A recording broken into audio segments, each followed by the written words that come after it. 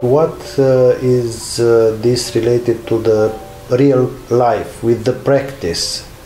This is a good philosophy, but how can we link all these concepts with the real life of us as human beings? I think you're right. We shouldn't talk about theories, but talk about practice and the application of that practice, where from the outset a mystery school or a transfiguristic school will say that we have a dual nature. Our nature is natural born as you and I, and at the same time we have something divine in us. In every human being there is a power and a force which we can associate with, in the terms of the Rosicrucians, the rose which is in the heart. We can talk of the lotus, so we can talk of that inner force, that inner kingdom of light, and the whole process is of discovering it. So to discover it means a path. It means a path of initiation, not into some mysteries, but through self-knowledge to be able to go into the depth of oneself, which is no easy task, because it means there's a deep desire for that. But that desire I mentioned right at the beginning, it's the desire for light, for life, for love, for the truth. These, I think, are the main elements that are pushing us all, and whether it comes through in strong materialism or very egocentric activities, in humanism or in cultural achievements or the spiritual path, we are all as a race, as humanity, pushed towards a revelation of the divine in man. And I think that this is what makes the difference between a religion, an outside religion, and an inner religion or a spiritual path. Now, if someone enters into that process, it's not forced from the outside. It's because there is a deep desire for liberation, if I can say so, for spiritual liberation.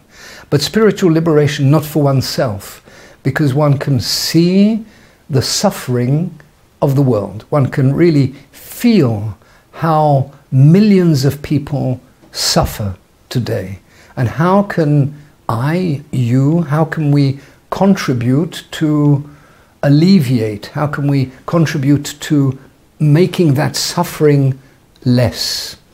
And it is by going an inner path of the surrender of the I, whereby also we move away from an egocentric way of being to what I would call a Christocentric way of being, which has nothing to do with some historical reference, but to the process of John, Jesus, and the Christ, starting in the heart and starting in ourselves. So each one of us is in the desert, so to speak, as John that preaches in the desert.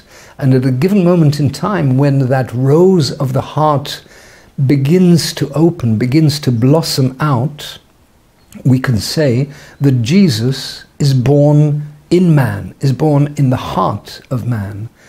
And then through that spiritual process of purification, transformation, and then transfiguration, there is a new relationship that is established also, as man is not only man but also microcosm, with Jesus the Christ. So it is that inner being that begins to manifest itself. So you ask the question, what is the practice? The practice is self-knowledge. The practice is also ethical standards of accepting others for what they are, going one's path wherever we are, whatever job we may have, whatever occupation, whatever family condition we're in, whatever race, whatever religious past we may have, and then it's daily undergoing this process of purification by more and more indwelling, so going into one's heart. And if one does that more and more, then life changes, because we have then an effect on our environment. I don't know how specific that is. Maybe we need to go more into depth if you so feel. You said that this is a transformation, an inner transformation path. So should I understand that this is a individual way of self-realization, or is it something we can achieve in a group? Or Yes, that's important. I just come back to your word of self-realization. I think that that is an accurate description. But if you say self-realization, is it self-realization for the ego, or is self-realization for the soul? And a spiritual school like the Golden Rosycross will say the ego is the obstacle. We are our own prisoner. We are our own prison, if you like. So we have to break out of that prison and move into a process of self-realization, but based on the call of the soul. That is what becomes then essential. And does one undertake this path alone, or does one undertake this path as part of a community? I would take one step back and say that our life is not a life in solitude. Whether we like it or not, we are linked with one another. We're linked to this planet. As human beings, we're intertwined. We are, from an atomic point of view, we cannot see things as separate. It is our ego or our egocentricity that sees things as separate. And once we achieve that element of self-knowledge, or knowledge of oneself, we know that each one of us is part of humanity. And if we are part of humanity, we have the responsibility for the world. It's not an outside authority, it's not outside political, economic power that should or can have any real influence on the state of humanity. It is humanity itself. But if we say humanity itself, it means you and I. So you and I have and can have an enormous influence on the state of our life, because the element that is a leading element is that of purification. So self-realization, but by the purification of our being, the purification of our environment, desires, our will, our thoughts, to purify those thoughts by or through the help of that rose of the heart that we mentioned a few moments ago. If it is an inner path, why do we need a school for this? What is this school teaching? Yes, that's right. So that's a very important question. Do I undertake the path myself, alone, or in a community, in a group? Yes. So the answer is yes to both questions, because firstly, we have to undertake the path ourselves. When we talk of purification, of transformation of our being, no one will do that for us. We have to do it ourselves. We have to take the bull by the horns and go into that process in our very being. And someone could ask the question, yes, but why not do it alone? If we are in the desert, then I go through the desert alone.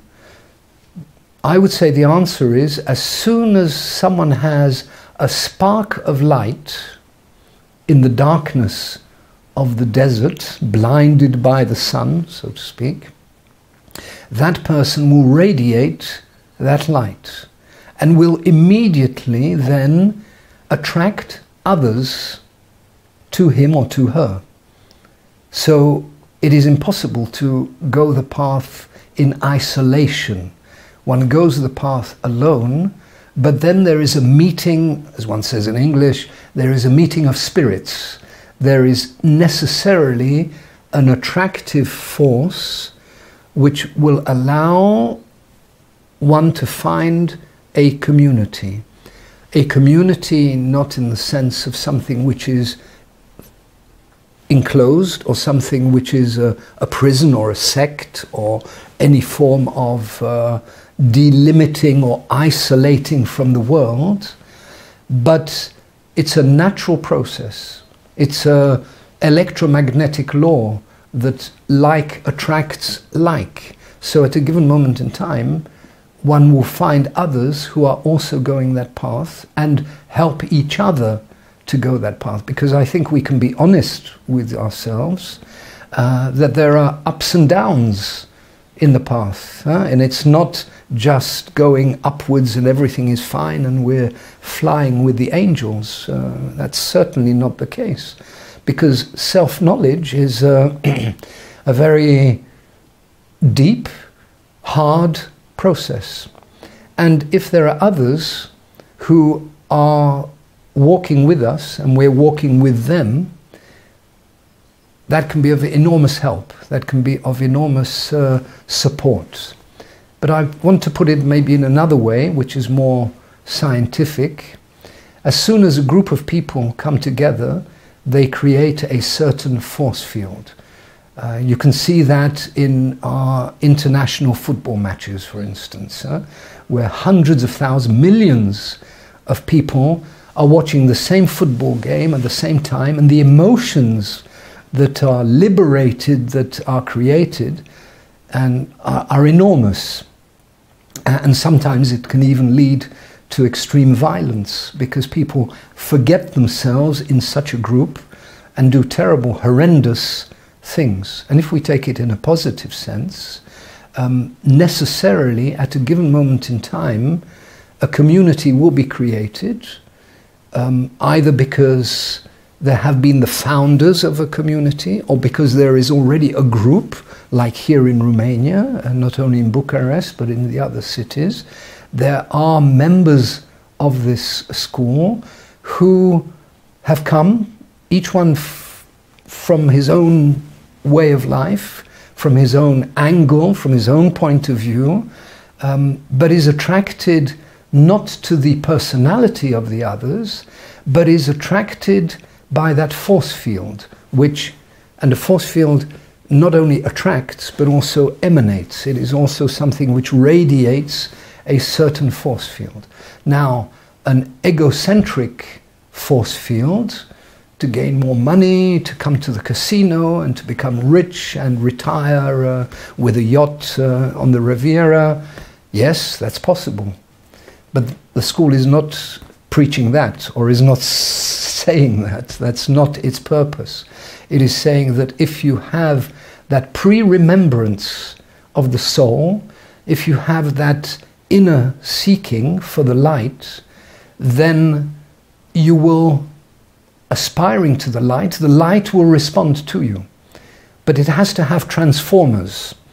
So a spiritual school, a Gnostic spiritual school like the Golden Rosycross, can be seen as a powerful center of transformation, a transformer station, which captures very high voltage through the community, through the group, and will then bring that voltage down to a level where each and every one can also receive the force that he or she needs where they are on that process of purification and transformation. So therefore, a community is electromagnetically normal and necessary.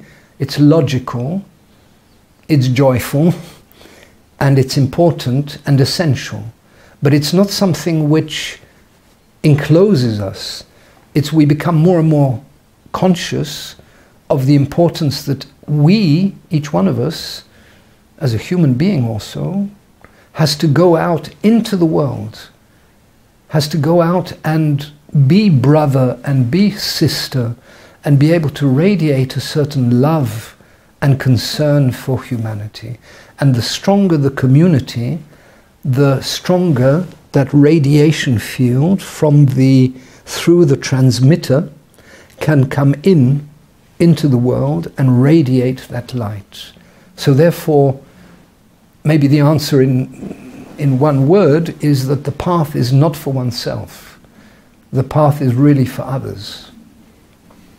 It's a path for others because man is not alone, not in terms of humanity and other people, but man can be seen as a microcosm. We live, exist inside a microcosm. So any process of self-knowledge will lead us to establish a link between what is natural with what is spiritual. And what is spiritual is not our I improved, but it is the link between natural man and the divine being, of which the center is this rose. But if we talk of a center, it means the circumference is what we can call the microcosm. So it is more and more to move from an individual to a microcosmic and then to a macrocosmic state of being, which is only natural to human beings, to all of us, because that is why we were created. We weren't created to try and improve this world, but because there is the world of the soul, and by giving birth to the new soul, we enter during our lives, not after death, during our lives in contact with the soul world. That brings us to the question of the mystery of life and death, of course. Thank you very much for being here with us today, Mr. Jacek. We wish you a great journey back home, and we are looking forward to meet you again here in Bucharest. Thank you very much. I think I'll be very happy to return to Bucharest and also to Romania. I wish everybody here really joy on this path. And on Friday evening, if I can just say that the meeting that I had with so many people who attended that public lecture gives a great deal of optimism, because meeting with younger people, older people, male, female, different social, economic classes, one can see that here in Romania there is a link with the past. And I know about the Thracian civilization, which was quashed by the Greek and other so-called cultures and civilizations. The whole Bogomil tradition, which also linked itself in a very conscious way many hundreds of years ago with the Cathars in France, with also the classical Rosicrucians. So the history of Romania is very much embedded in a spiritual search. And this is something that I feel in many of our countries in Europe and across the world, and that there are so many people who are not only seeking but are already attaining a level of consciousness where they say, okay, I'm here where I am now, but I want to go further. What do I do? How do I go about it? And that's why we concentrated on the Friday evening on these three elements of the process of purification: the purification of our physical body, our subtle bodies, also the transformation that needs to take place to be able to enter into the contact with the soul, or the rose of the heart, and then enter into a process of what one could call transfiguration, to make of us also a spirit soul being. And a spirit soul being is then linked with the universe, and each human being is destined to do that, and we can only hope that through the work of a spiritual school like ours, seekers and others can enter into such a process, which is, again, I'd like to stress, self-knowledge is sometimes hard because you have to look at yourself, but at the same time it fills us with great joy, because then we have a real purpose of life beyond the material, limited elements of life. So thank you very much for this interview, and I wish you also all the best in your life.